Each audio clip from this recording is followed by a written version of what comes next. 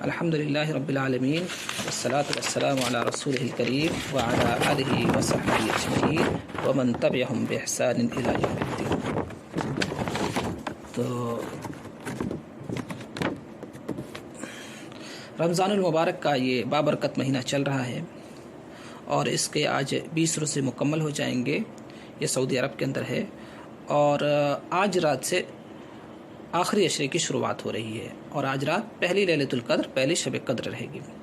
تو میں مناسب سمجھتا ہوں کہ آپ کے سامنے چند باتیں شب قدر کے تعلق سے پیش کرتا ہوں۔ دیکھیے، حضرت عائشہ رضی اللہ تعالیٰ عنہ اللہ کے نبی صلی اللہ علیہ وسلم کے بارے میں فرماتی ہیں کہ اذا دخل العشر الاواخر من رمضان، یعنی جب رمضان المبارک کا آخری عشرہ آ جاتا، آخر کے 10 دن کی شروعات ہو جاتی تھی، تو نبی پاک صلی اللہ علیہ وسلم شد میزرہ، اپنے ازار بند کو کس لیا کرتے تھے، یعنی آپ اپنی کمر کس لیا کرتے تھے۔ کمر کس لینا ایک محاورہ ہے، اس کا مطلب ہوتا ہے کہ آپ اللہ کی عبادت کے لیے پورے طور پر تیار ہو جایا کرتے تھے۔ دوسرا لفظ حضرت عائشہ استعمال کرتی ہیں، احیا لیلہ، اپنی رات کو آپ زندہ کیا کرتے تھے۔ رات زندہ کرنے کا مطلب یہ ہوتا ہے کہ آپ رات کے اندر جاگتے تھے اور اللہ کی عبادت کیا کرتے تھے۔ رات میں جاگنے کا مطلب یہ نہیں ہے کہ جاگ کر کے تماشا کیا جائے، کھانے پینے کے مجلسیں منعقد کی جائیں، یا پھر لوگوں کے دروازوں کو پیٹا جائے، یا اس طریقے کی مختلف چیزیں لوگ کرتے ہیں۔ یہ چیز مراد نہیں ہے اس سے۔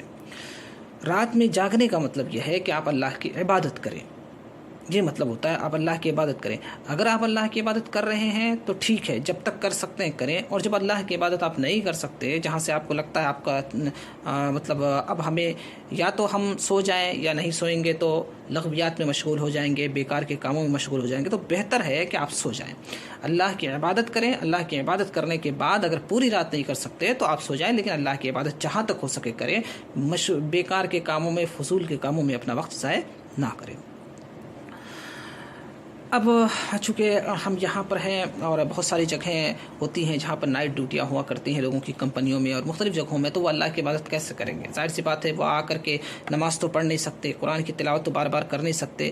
تو اللہ کی عبادت کا مطلب یہی نہیں ہوتا کہ ہم نماز پڑھیں یا قرآن کی تلاوت کریں، بلکہ اللہ کی عبادت کے اندر دعا بھی شامل ہے۔ آپ کو جو دعائیں یاد ہیں آپ وہ دعا کریے، خاص طور سے اللہم انک عفو تحب العفو فاعف عنی، اس دعا کو آپ پڑھتے رہیے۔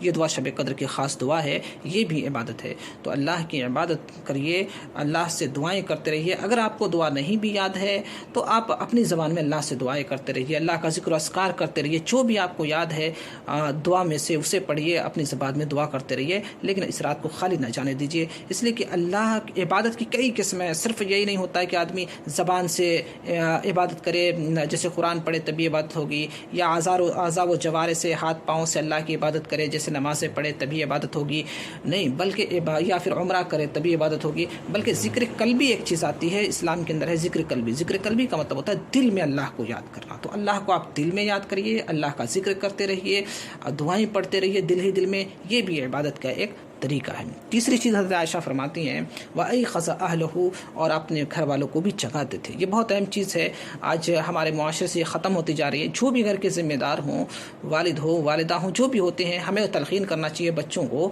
کہ وہ رات کو جاگیں اور اللہ کی عبادت کریں، نماز نفل پڑھیں اور اسی طریقے سے قرآن کی تلاوت کریں۔ ہم گھر پر موجود ہیں تو ہم تلقین کریں، ہم گھر پر نہیں ہیں تو بچوں کی والدہ کو کہیں کہ وہ بچوں کو جگائیں اور اللہ کی عبادت میں مشغول رکھیں، اور قرآن کی تلاوت ہوئی، دعا ہوئی، ان چیزوں میں انہیں لگا کے رکھیں۔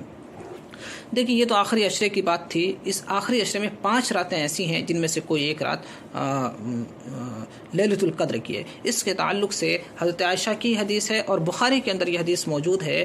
حضرت عائشہ رضی اللہ تعالی عنہ فرماتی ہیں تحروا لیلۃ القدر فی الوتر من العشر الاواخر من رمضان۔ اس حدیث کا مطلب یہ ہے کہ تم لیلۃ القدر کو رمضان کے آخری عشرے کی 10 راتوں کے اندر 5 طاق راتوں میں تلاش کرو۔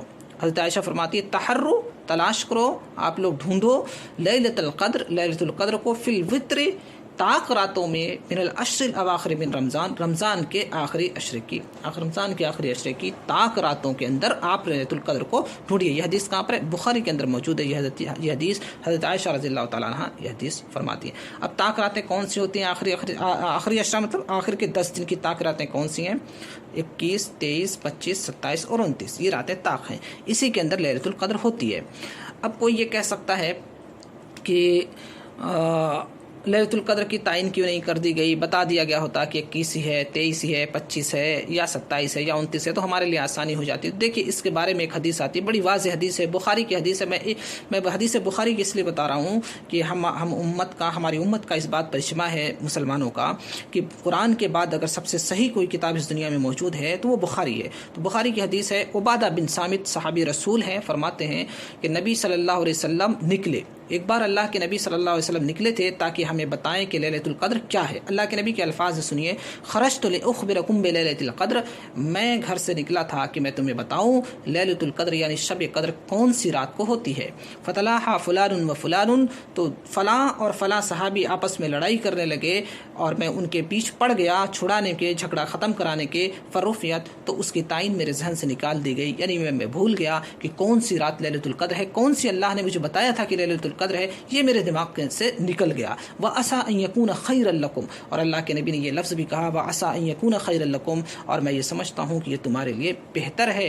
یعنی میرے ذہن سے اگر یہ بات ختم کر دی گئی کہ لیلۃ القدر کون سی رات تھی، یعنی 21 تھی کہ 23 تھی کہ 25 تھی کہ 27 تھی کہ 29 تھی، یہ میرے ذہن سے ختم کر دی گئی تو یہ چیز تمہارے لیے بہتر ہی ہے، اس لیے یہ ختم کر دیا گیا۔ اب کوئی کہے گا بہتر کیسے ہے؟ تو یہ سمجھ لیجیے بہتر اس طریقے سے ہے کہ اگر یہ بتا دیا جاتا کہ یہ ہے شب قدر اور یہ والی رات کو ہے یا یہ والی رات کو ہے، تو ایسی صورت میں ہم صرف اسی رات کو اللہ کی عبادت کرتے اور باقی راتوں کو چھوڑ دیتے۔ لیکن اب کیا ہے، ہم 5 راتوں کو اللہ کی عبادت کرتے ہیں، اور جب انسان 5 راتوں کو اللہ کی عبادت کرے گا تو اللہ تعالیٰ فرماتا ہے کہ ان اللہ لا یضیع اجر المحسنین، اللہ تعالیٰ نیک عمل کرنے والے کے اجر کو کبھی بھی ضائع نہیں کرتا۔ یعنی ہم نے 4 راتیں زیادہ اگر عبادت کی تو اللہ رب العالمین اس کا بھی ہمیں اجر دے گا۔ تو جہاں اللہ رب العالمین ہمیں شب قدر کا اجر دے گا، ہم شب قدر کو پا لیں گے اگر ہم 5 طاق راتوں میں کریں گے، تو ساتھ ہی ساتھ اللہ رب العالمین ہمیں ان 4 راتوں کا بھی اجر دے گا۔